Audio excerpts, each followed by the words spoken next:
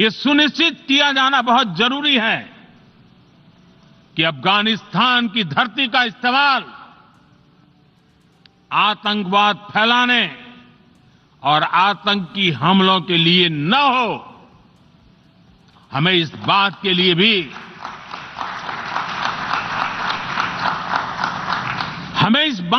भी सतर्क रहना होगा।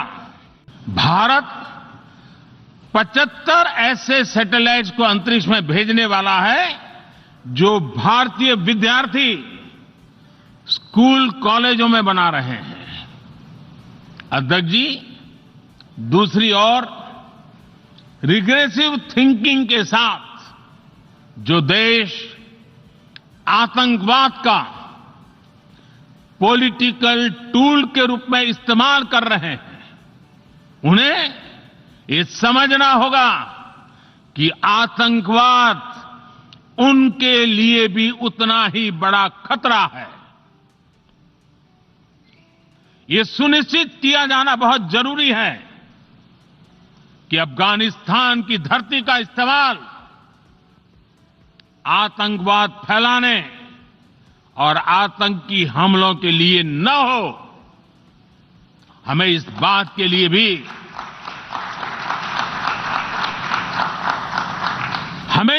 के लिए भी सतर्क रहना होगा कि वहां की नाजुक स्थितियों का कोई देश अपने स्वार्थ के लिए एक टूल की तरह इस्तेमाल करने की कोशिश न करें।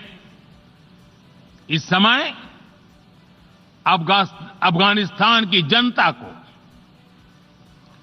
वहां की महिलाओं और बच्चों को, वहां की माइनॉरिटीज को मदद की जरूरत है और इसमें हमें अपना दायित्व निभाना ही होगा।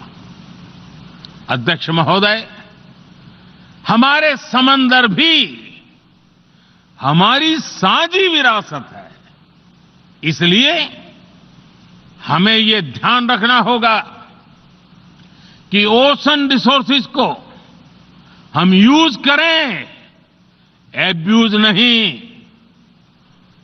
हमारे समंदर अंतर्राष्ट्रीय व्यापार की लाइफलाइन भी है। इन्हें हमें एक्सपांशन और एक्सक्लूजन की दौड़ से बचाकर रखना होगा।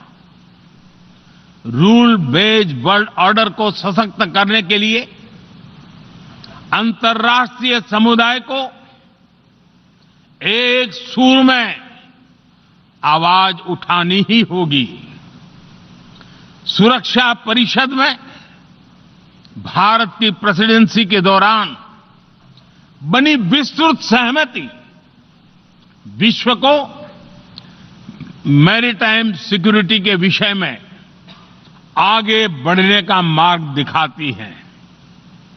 अध्यक्ष महोदय, भारत के महान कूटनीतिज्ञ आचार्य चाणक्य ने सदियों पहले कहा था, कालातिक्रमणात् काल एव फलम पिबति। जब सही समय पर सही कार्य नहीं किया जाता तो समय ही उस कार्य की सफलता को समाप्त कर देता है। संयुक्त राष्ट्र को खुद को प्रासंगिक बनाए रखना है तो उसे अपनी इफेक्टिवनेस को सुधारना होगा, रिलायबिलिटी को बढ़ाना होगा। यूएन पर आज कई तरह के सवाल खड़े हो रहे हैं। इन सवाल को हमने क्लाइमेट क्राइसिस में देखा है, कोविड के दौरान देखा है, दुनिया के कई हिस्सों में चल रही प्रॉक्सी वॉर, आतंकवाद और अभी अफगानिस्तान के संकट ने इन सवालों को और गहरा कर दिया है। कोविड के ओरिजिन के संदर्भ में और ease of doing business ranking को लेकर वैश्विक गवर्नेंस से जुड़ी संस्थाओं ने दशकों के परिश्रम से बनी अपनी विश्वसनीयता को नुकसान पहुंचाया है। यह आवश्यक है कि हम यूएन को ग्लोबल ऑर्डर, ग्लोबल लॉज और ग्लोबल वैल्यूज के संरक्षण के लिए निरंतर सुदृढ़ करें। मैं नोबेल पुरस्कार विजेता गुरुदेव रविंद्रनाथ टैगोर जी के शब्दों के साथ अपनी बात समाप्त कर रहा हूं।